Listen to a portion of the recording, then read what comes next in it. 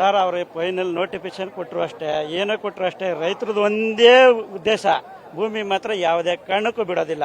ಆಮೇಲೆ ಇದು ನಮ್ಮ ಮಾಗಡಿ ಬಾಲಕೃಷ್ಣ ಹೇಳಿದ್ದಾರೆ, ಕ್ಯಾನ್ಸರ್ ಬರುತ್ತೆ, ಇನ್ನೊಂದು ಬರುತ್ತೆ ಜನಕ್ಕೆ. ಒಂದು ಊರಲ್ಲಿ 10 ಜನಕ್ಕೆ ಬಂದದೆ ಅಂತ.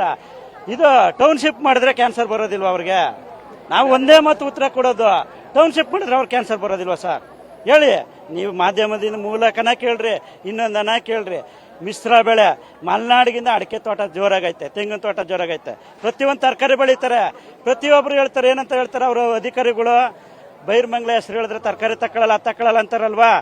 ನಮ್ಮದು ಬಿಲ್ ಐತೆ, ನಾವು ದಾಖಲೆ ಕೊಡ್ತೀವಿ. ರೇಷ್ಮೆದ ಪ್ರತಿಯೊಂದು ಐತೆ. ಏನಕ್ಕೆ ತಗೋಬೇಕು? ಎಲ್ಲ ತಕತ್ತಾರೆ. ಸುಳ್ಳೆ ಪಾಳೆಲ್ಲ ಹೇಳ್ಬಾರ್ದು. ಕ್ಯಾನ್ಸರು ಇಲ್ಲ, ಯಾವುದೂ ಇಲ್ಲ. ಬಾಲಕೃಷ್ಣ ಅದನ್ನು ಈ ಸುಳ್ಳೆಲ್ಲ ಬಿಟ್ಬಿಡ್ಬೇಕು ಫಸ್ಟು. ರೈತರು ಭೂಮಿ ಯಾವುದೇ ಕಾರಣಕ್ಕೂ ಬಿಟ್ಕೊಡೋದಿಲ್ಲ. ನಾವು ಯಾವುದೇ ಇಲ್ಲಿ ರಾಜಕೀಯ ಮಾಡ್ತಿಲ್ಲ ಸರ್.